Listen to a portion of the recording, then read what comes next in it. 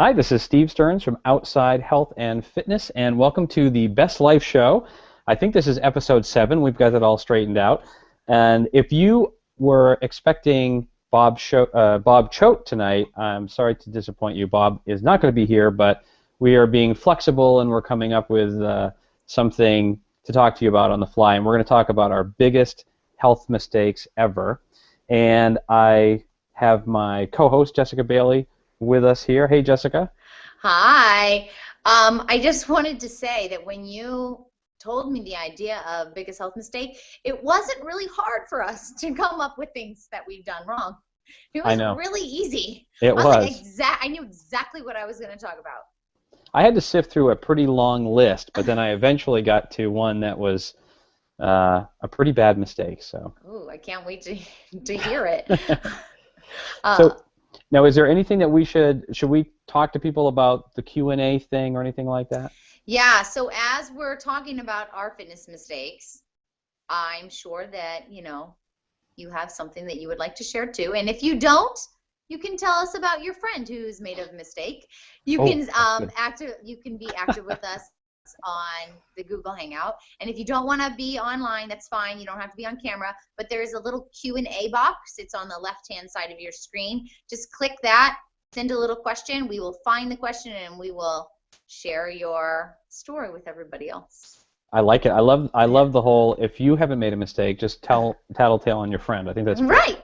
Totally. That's what I would do. I would do the same thing. That's why I'm a great friend. I will just tell all your secrets. That's right.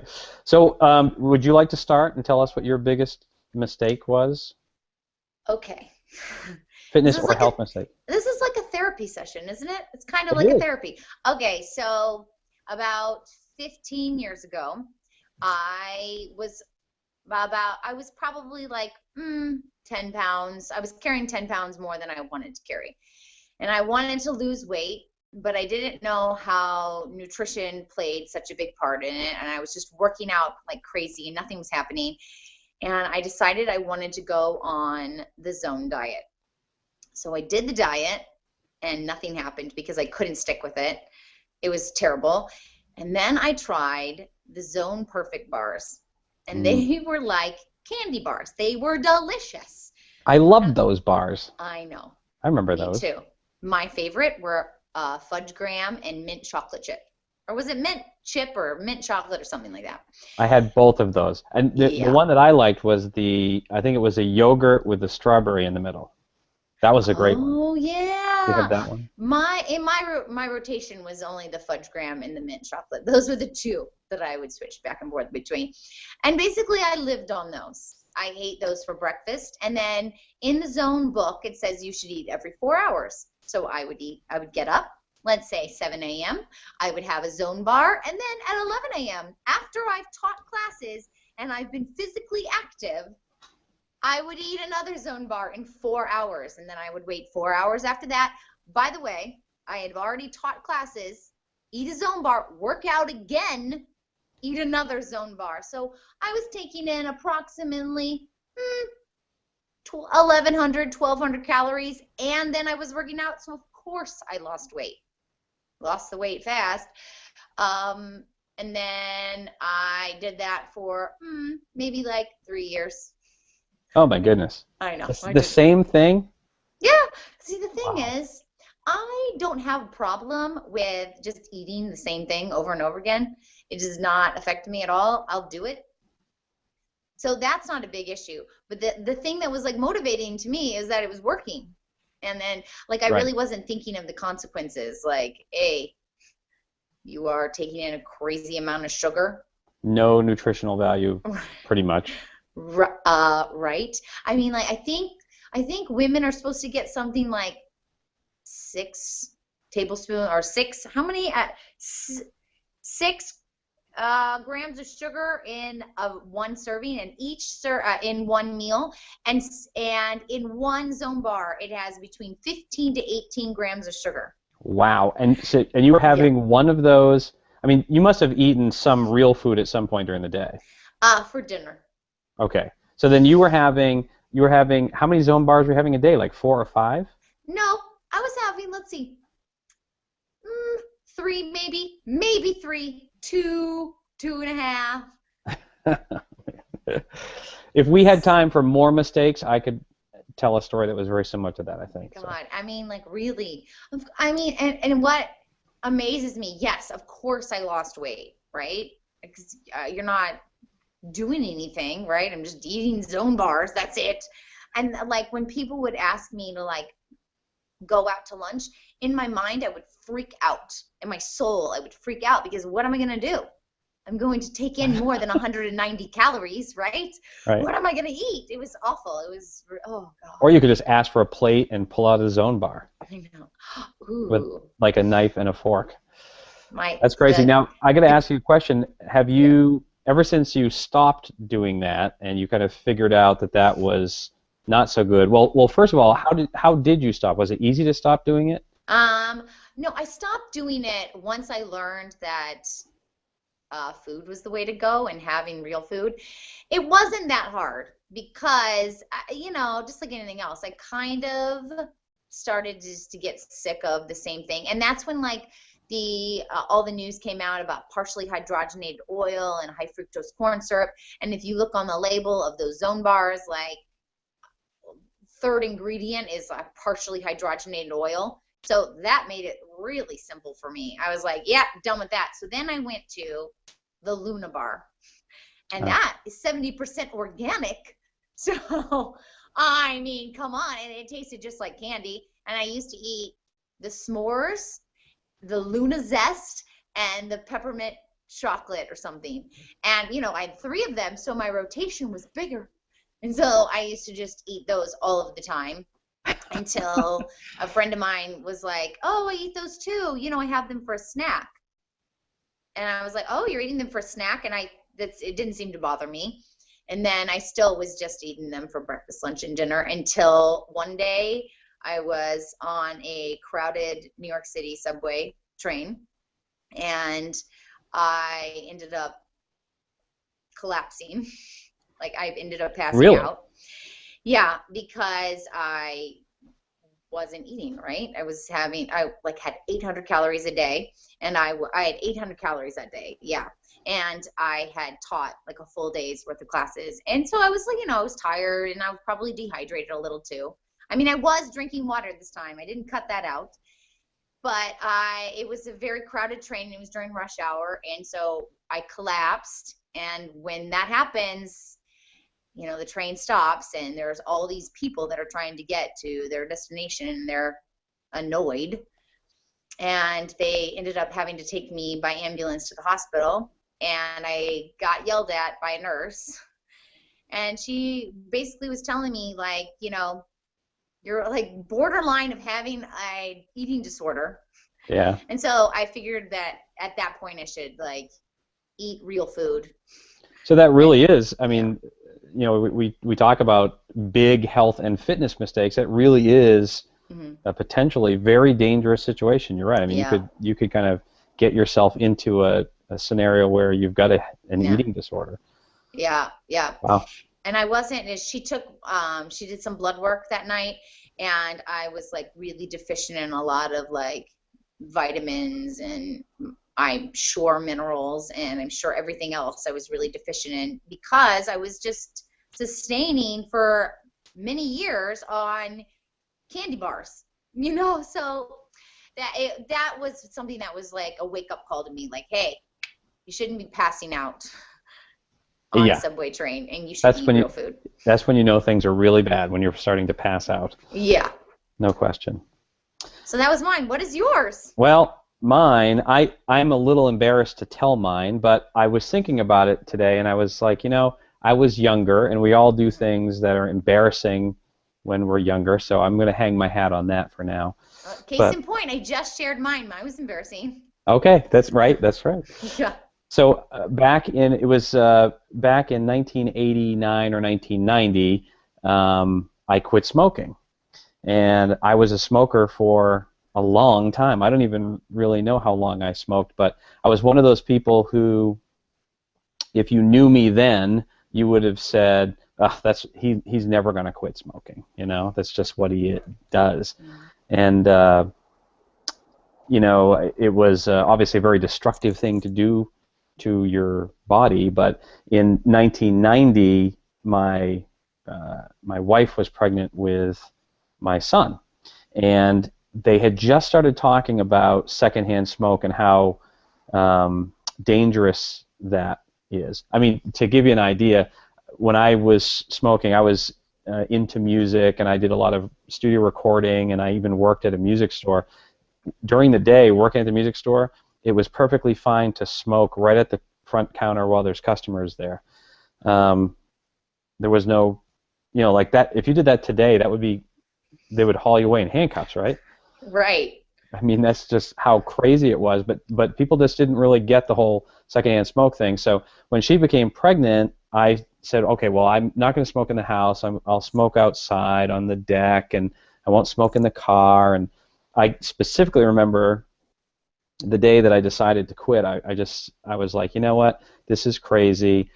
I need to kind of grow up. I've got a baby coming. I don't want to bring this clean little baby into the world and then smoke them out. You know, that just doesn't doesn't seem like the right thing to do. So I got this little program, which they actually took off the market because they said it didn't work. Fortunately, I didn't know that it didn't work, and it worked great for me. So. Wow, that's impressive. Did you have any like problems quitting? Like, did you have any times where you just like had one or two? You know, once I got on the program, and this program was great because there was like a calendar, and you just kind of like slowly weaned yourself off, and they had these filters that you put on them to you know, get the nicotine in your system down. And once that day came when you had the last cigarette, I haven't had one. I think it's 25 years now. I haven't had one puff, but I know early on I really started to understand the mental addiction, because I would just be driving down the road and I'd go like this and go, oh yeah, I don't do that anymore, I forgot. Wow. It's like just these habits, you know. But I'm proud of you that you don't smoke anymore. Good for you. me Your too. lungs are very happy too. That's right. It was a dumb thing to do, you know. But Yeah. I'll tell you what I like the best about this program. The program said, it goes, look, you're going to gain weight, you're probably going to eat a lot more, things are going to happen, but don't worry about any of that. Just quit smoking. For 1 year, all your entire mission is not to smoke. And so that's what I did. And I gained like 30 or 40 pounds. I didn't even really know. And I wasn't all that happy about that, but my focus was just quit smoking. So. That's great. I'm glad that they said that to you. So did you have issues with like other things besides smoking? Did you like have something else that you replaced smoking with? Did you like start doing something else that was terrible for you? Probably. No, I think what they said in the I think probably eating, you know, I think what they said was your metabolism changes a lot, and a lot of times people are smoking because they're stressed. They just need something to do. They're either stressed or bored or whatever. So I think for me, what I did was I would just eat stuff. You know, if I was bored, if I was stressed, that's what I would do. And you know, I wasn't exercising. I wasn't doing anything that entire time. So, but you know, it was one of those. Like I said, I think it was a good way to go about it, because they foreshadowed all of the challenges that you were going to have, and they said just quit smoking. That's your only mission for now. That's great.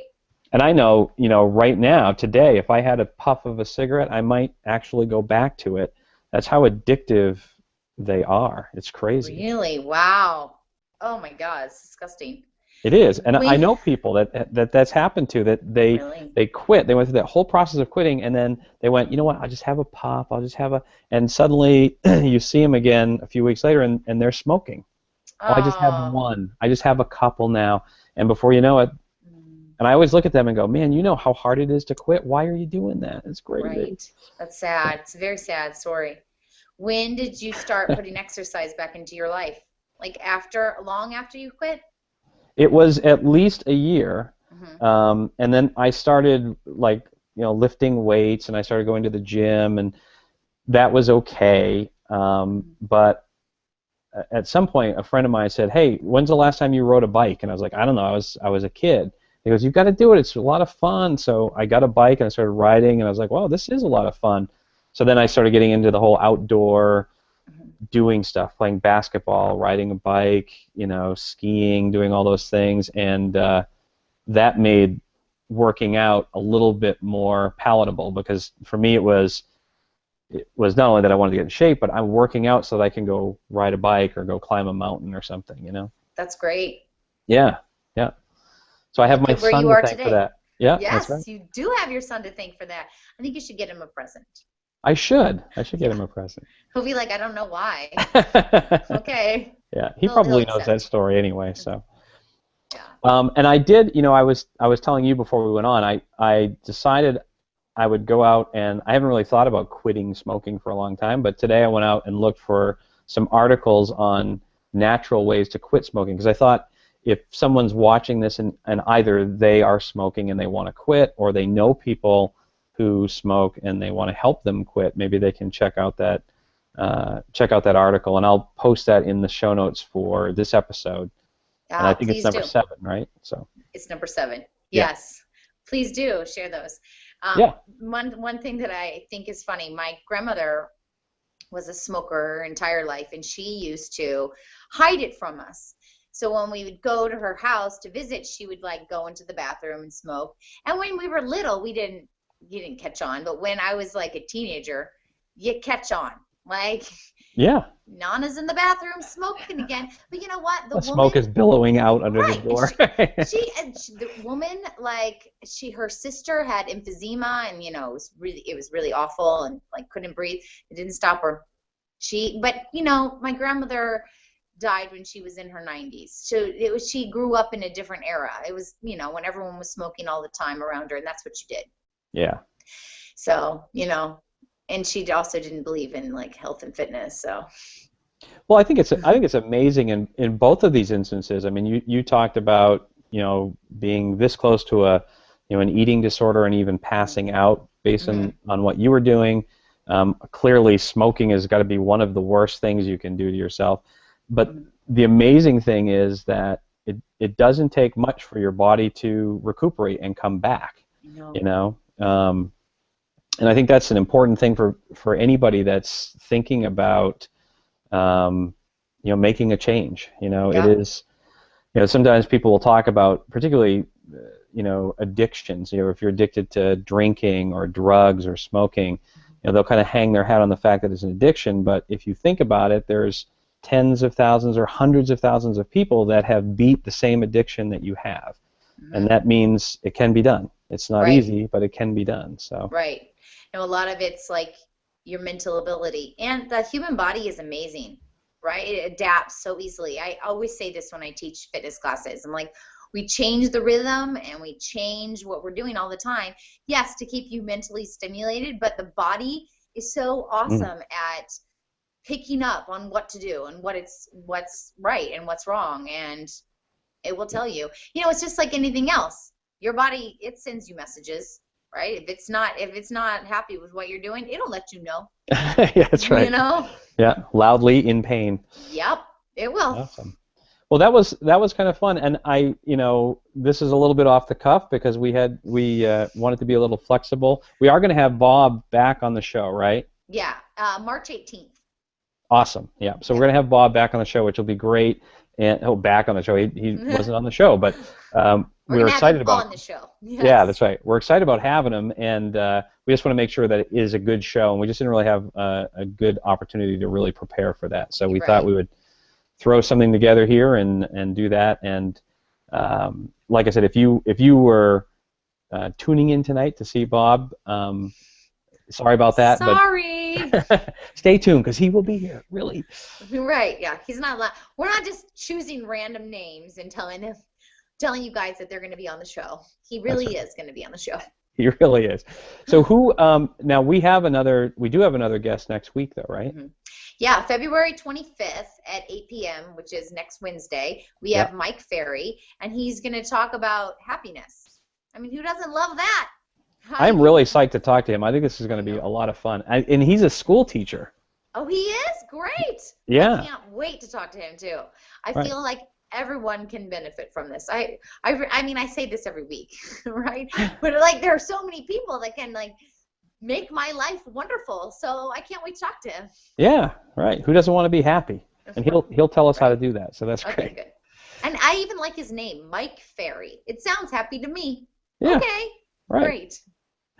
Yeah, that's next Wednesday. And if you want to come and join us on the show, you can go to Google Hangout, or you can if you don't want to be on camera, you can just tweet at us with the hashtag BLSLive, and we will find your question or comment or whatever you have to say, and we will share it if Yep. it's appropriate. If it's not appropriate, we're not sharing it. So if it That's is right. appropriate, we will share it, and we'll call you It's out. appropriate. And if you just want to watch it, go to bestlifeshow.com/live, and you can watch the show with us as Yeah. it happens. Who Yeah. doesn't That's love really that? the easiest place, I think. Right. Yeah. Oh, yeah, definitely. And if you just go to bestlifeshow.com, you can find all of our outlets on social media. We're Right. not on Instagram because we don't do that. But Twitter and Facebook, we're on it. Come join us. We are all over that. Yeah. We're tweeting like crazy. All right. Whatever that means. Okay. All right. Well, thanks, Jessica. This was a lot of fun. Yeah. Thanks for sharing your story, Steve. And you too. And Yes. we'll see you guys next Wednesday. All right. Thanks for living your best life. Thank you.